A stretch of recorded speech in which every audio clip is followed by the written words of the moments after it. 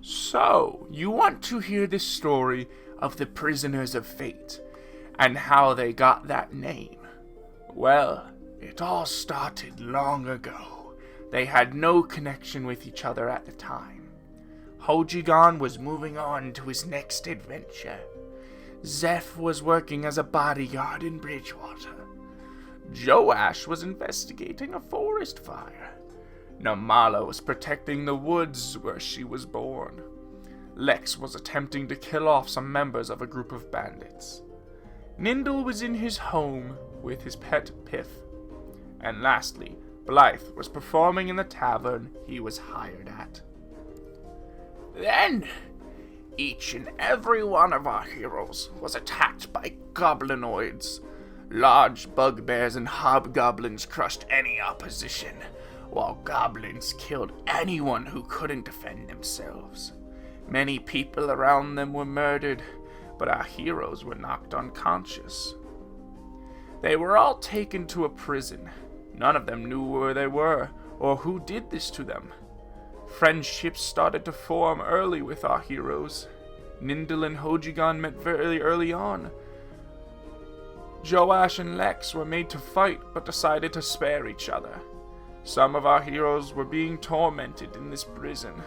Namala was being thrown into the water by guards.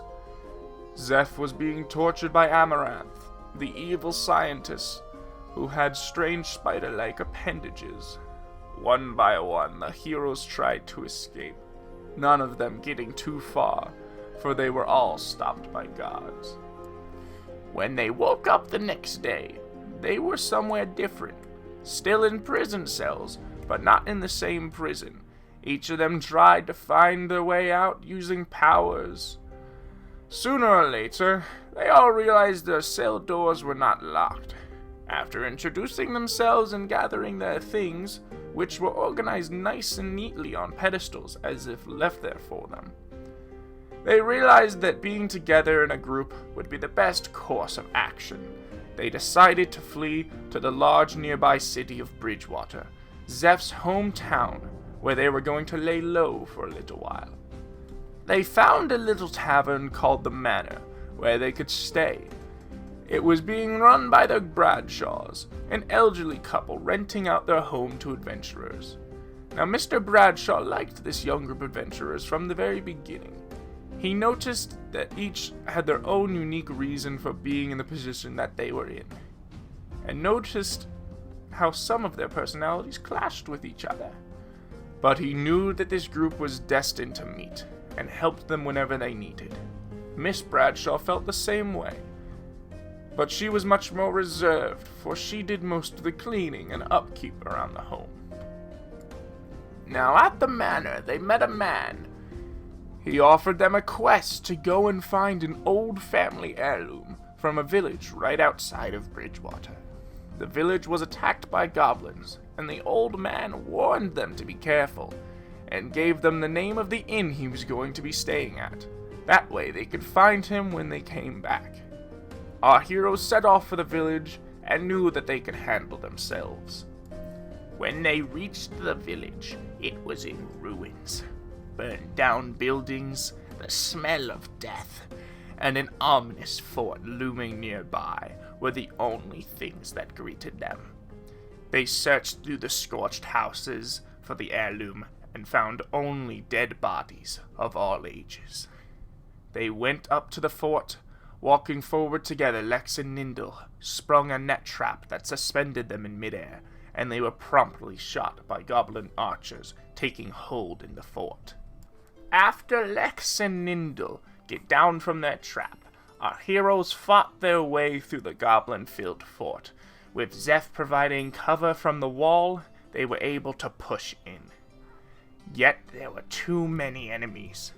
They were about to be overcome by the goblins when all of a sudden a loud boom filled their eardrums. A man appearing from the explosion, holding the leader hobgoblin by the throat, saying, "This is not how we do things," he said before he killed the head goblin. He looked to the group, who were stunned. Well, it seems like my plans have worked. You've all been let out like I ordered. Now don't let this second chance go to wait. Oh, how rude of me. I am Zerrack. And as quickly as he appeared, he vanished. Confused, the prisoners of fate quickly looked for the heirloom that they were asked to find, finding it on the lead goblin. When they found it, they hurried back to the address that the old man had told them. When they arrived, they noticed that it was just an ordinary inn. When they entered, they asked the innkeeper where the old man was staying. She politely told them which room he was in. Unprovoked, Joash intimidated the innkeeper by blowing smoke from his nostrils, scaring her. Then proceeding to the room, Zeph entered and saw the man lying in bed. She pulled off his covers and realized that Zerrack was just ahead of them. The old man, however, was just ahead, as Zerrack has cut off and taken his body. The group went to go tell the innkeeper, but was stopped by town guards, who were looking for a dragon that had intimidated the poor innkeeper. Hearing about the dead body, they assumed that he was involved. In the madness, Joash was arrested and sent to jail. However, Zeph went to the jail and talked to the guards, using her connections to free him. After that, it was late in the day, and the group decided to walk around town to learn more things about possible gangs that support the racist treatment of elves that run rampant in the Ashheath Province. Seeing a fire burning brightly in the distance, the group heads out to investigate what has happened. Finding a group of thugs standing over the bodies of innocent dead elves, Lex recognized this group as the one he was hunting before he was captured. The party, seeing as these gang members had murdered many people of this elven family and was intent on killing more, sprang into action, swiftly defeating them before guards arrived, who saved anyone from the burning building. The group then headed home for the night, all except Namala, who saw a shadowy figure watching her group leave, and once the figure noticed that she saw them, they ran away, so Namala followed. Once she caught up, the figure unmasked themselves. It was a tabaxi just like her. He had a burn scar on his eye and introduced himself as Koji the monk, and talked to her very shortly as he ran off. She called out for him to meet her where they were staying. With a smile, he vanished into the dark streets of Bridgewater. Later, Koji did stop by and meet some of the party members, but decided that he must stay in Bridgewater for now. The next morning, they all went to the market to prepare for their journey away from Bridgewater. Zeph and Scythe requested custom weapons to be built from a dwarf. Lex and Hojigan visited the old lady's bakery, which they had stolen bread from on an earlier night, finding out that she was glad that the robbers left quadruple the money owed. After that, they stopped by the manor one last time. Mr. Bradshaw shook each of their hands and gave them advice. He gave them advice on things that he shouldn't know about them, hinting about his magical abilities. Then the group decided to start heading to Samarithan, where Nindel believes he has relatives. On the way, they are stopped by a bridge run by some friendlier goblins. Instead of fighting, Lex has a plan. His plan was to talk to the poor goblins in control of this bridge. He successfully coerced them into letting them cross, with 50 gold and the threat that the heroes are way more capable of fighting than the small-bodied goblins. The group decides to stop at a village called Len, where the short halfling, dwarf, and gnome residents were having issues with a plague that was destroying their crops and farms. They saw these effects of the plague across the farmlands on their way into town. They entered the local tavern to try and get more information. Many residents there blamed the elves for causing it. Some argued against that and said it was just a drought and there was no need to worry, but no one actually knew what the real cause was. Zeph decided it would be best to go down to the river to perform a test on the water to see if that might be the culprit. A wise choice, but poor execution, as the contact with the water left Zeph bedridden the next day. Her test of pouring water on nearby plants did yield proof of the water's tampering. Then, while they were in the tavern, a man entered, and the entire tavern got quiet. He went up to the bartender, who knew exactly what the man wanted. Some members of the group went and talked to him. They found out that he was Geralt, the monster hunter. It was his job to keep any monsters away from Len, and to track down any mysteries. So, the group asked Geralt to join them on their hunt for the cause of the plague. Soon, Zeph got sick, and Mala went to the forest to consult the animals on what to do. So Geralt and the rest of the men went to go and see what caused this plague. Geralt said that it would be best to follow the river up to the mountain, for that's what he thought was tampered with. They found signs of Zeph's tests, which confirmed Geralt's suspicions. They reached the mountain and looked for an entrance, and when they found one, they tried to enter stealthily, but this is not the Prisoners of Fate's strong suit. They killed a few goblins and continued through the lair. They came to a spot where there were 4 statues. One of them started attacking Joash. The group started fighting back, with Nindel using his mystical powers to grow larger in size and crush the statue. As they continued through, they encountered an army of goblins, and none other than Amaranth, the one who tortured Zeph before and killed Scythe's monk brethren. They fought their hardest and prevailed over the evil Amaranth, and Lex cut off his head to collect their bounty. After that, they found barrels with poison in them, near an outlet stream to the river. They all decided to loot the lair. Hojigan and Nindel continued through and found bodies and poison vials. Lex found some gold. Geralt kept to himself, while Joash and Blythe explored the stream. Wanting to wait for the group, Blythe waited as no one knew what was at the end of the flowing stream.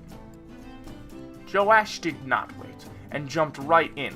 Luckily, there was a place to jump out before being swept away down the stream. He went in and found a treasure room, but was sealed inside by a mysterious earthquake. After not taking a hint from the earthquake that this was a trap, he walked towards the treasure chest and opened it. His hand got stuck on its slimy exterior as its mouth opened. A mimic! With quick thinking, he misty-stepped out of its grip, and then went back to fighting, as he was still blocked in.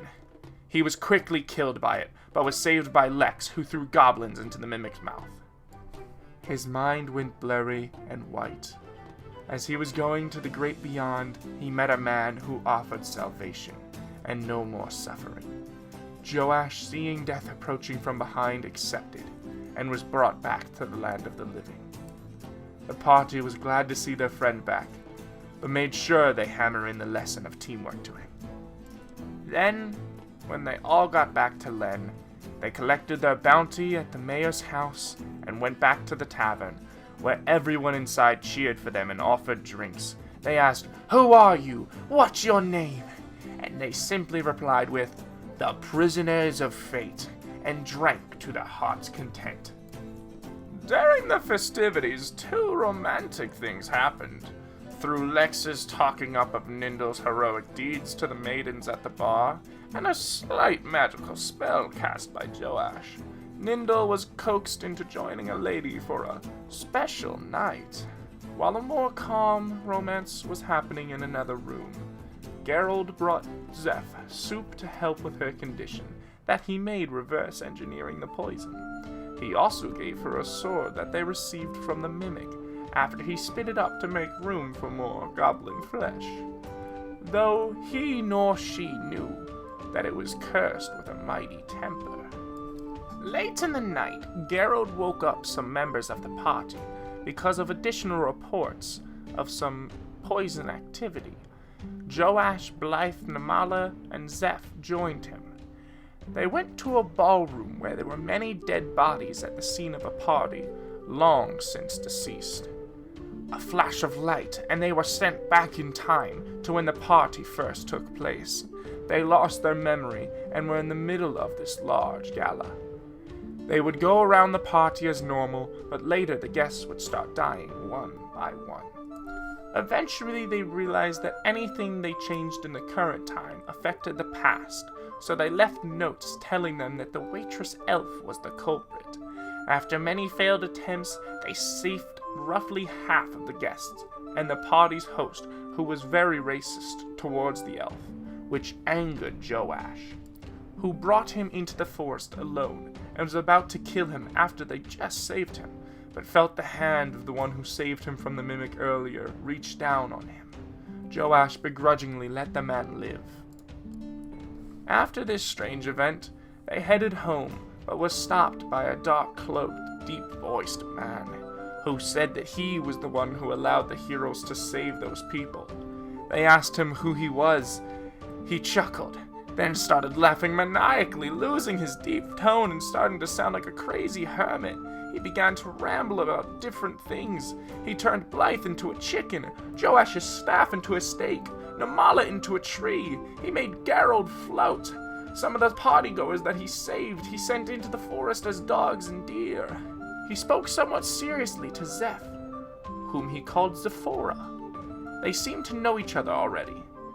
He left as quick as he appeared, leaving Namala with a ring that turned her into a tree on command. Along the way, they met 3 brightly colored kobolds, who tried to rob them and failed horribly. The group, turning the capture around on them, advised the trio to fight goblins instead of tall, strong adventurers. As the saying goes, pick on someone your own size. The trio listened and went off on their own. The party returned after a long night to finally sleep at the tavern. The next morning, a grief-stricken dwarf was babbling about some deadly tomb. Sounding perfect for our adventurers, they inquired for more information about the tomb. But before diving into a deadly tomb, they needed to head back to Bridgewater. And when they went to cross the Goblin Bridge from before, it was run by a different set of goblins, who were sent there to deal with the insubordinate trash. They were sent by Zerrack, and the bridge was painted in the blood of the old goblins. After the party tries to bribe them, without actually giving them any coin, the prisoners of fate exploded into combat, which mostly consisted of throwing the goblins off the bridge into the 300-foot drop of the waterfall. On their way to Bridgewater, a copper dragon stopped them in their path. Yes, a copper dragon! He wanted to hear of their adventuring tales, and wasn't ready to stop any time soon. So Lex sacrificed his time and flew away with the dragon to have a lengthy chat, which was one thing Lex was good at doing. He would return to the tavern much later that night, with some special stories about the peculiar fetishes of a copper dragon. Once they arrived in Bridgewater, Zeph went to talk to Mr. Bradshaw to ask him for money, saying that she would pay him back. He gave her the money and told her that she doesn't owe him anything, and he won't hold this gift against her in the future. With some resistance, she took the money. Afterwards, Zeph and Scythe go to pick up their weapons they had specially requested from the blacksmith. Zeph's was a hairpin that, when pulled out, transformed into a sword. It also magically gave her dark vision. And Scythe got his scythe. That was bright green because the metal oxidized weirdly. They met up in the center of town, and Koji met them there, where Zeph makes fun of Namala, saying for her to say goodbye to her boyfriend. Then Namala revealed something that Zeph had kept private from everyone. It was about her feelings for Geralt. They were both very angry with each other, but the group gets them to continue on to the tomb. Inside, they find all the traps that they were told about. Almost every room was trapped. Geralt asked Zeph about what Namala had said earlier, and she yelled at him to stay out of her business. Throughout the dungeon, the two gave each other a cold shoulder, which did not help considering the deadly traps they encountered. One room had a small gastro boy asking them riddles, and with one of them being answered correctly, he teleported Blythe there. After that, They were getting quite close to the center of the vault, and they had one room before them in the center. A portal in the middle of the room, sucking everything into it, was their only obstacle. All but Zeph and Geralt had been sucked into it. All those were brought in had gotten teleported to the beginning of the vault, leaving Geralt and Zeph alone. Zeph complained that it had to be him she got stuck with.